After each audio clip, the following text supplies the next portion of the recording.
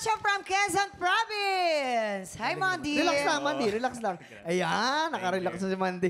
Ay, naku, mamang, ito na ang chika ko sa'yo. Oo naman. Mandy, gumanon ka, Danda. Mandy. Yeah. Si Mandy gumanon din. Naghawak ka pa. Ay, ito na. Oh. May mga OFW. Ito OFW sa Papua New Guinea. Ay, oo. Anong trabaho mo dun sa Papua? I work there as an operations manager po. Sabi ko sa, sa'yo, ano, skilled sa- worker, you know. Nga ba? I manage supermarket at saka later on nag-manage din po ng guest house, bar, and pokies. So, yun pa. Matagal ka rin doon? 5 years. Balik kakauwi ko lang po last November 2023. Babalik ka ulit. Planning mag-transfer sa Poland sana, pero Ay, Poland. medyo matagal yung proseso, Oo. kaya baka bumalik ulit ako doon. Ah, okay. Apa. Tanong ko lang, mamang, ito. Ang Papua ba, parang Asia rin?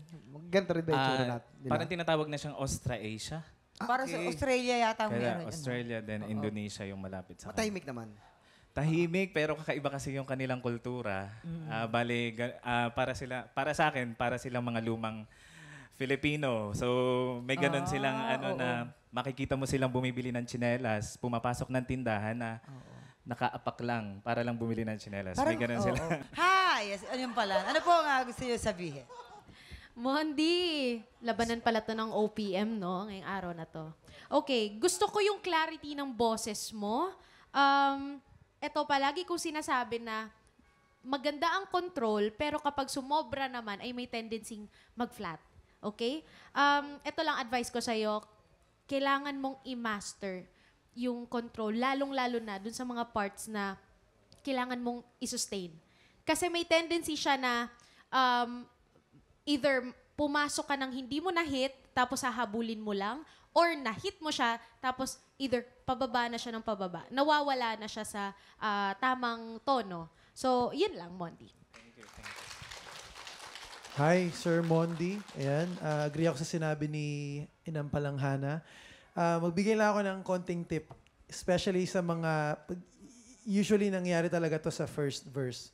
Miski ako, guilty ako dyan minsan. Yung pasok, hindi ganun kaapinado. Kanina lang pagpasok mo yung first line, medyo naramdaman ko lang na kinakapa mo kung ano yung tamang tono.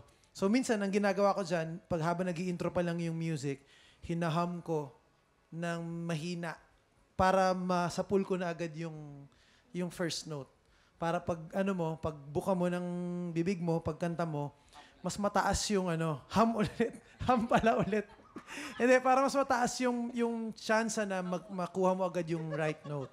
So, yun lang yung konting doon. Kasi, totoo, medyo maraming parts na fa-flat. Especially pati yung dulo, yung mga words na babad.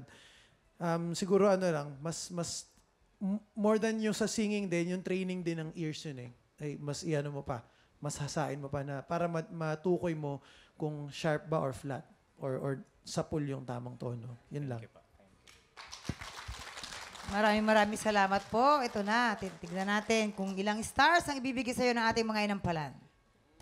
Mondi, ito ang aking mga bituin para sa'yo.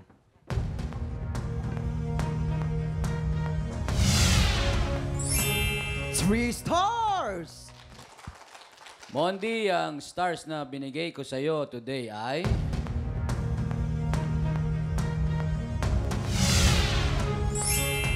Two stars! Kuya Kim!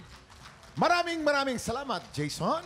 Mamaya na po natin ipapakita ang scores ni Hana para suspense po tayo. Si Charlie po ay meron pong 6 stars at si Mondi naman ay merong 5 stars. Sinong kalahok kaya ang hahamon sa ating kampiyon ngayon? Tutukan yan sa pagbabalik ng tahanan ng kampiyon dito sa TikTok Live!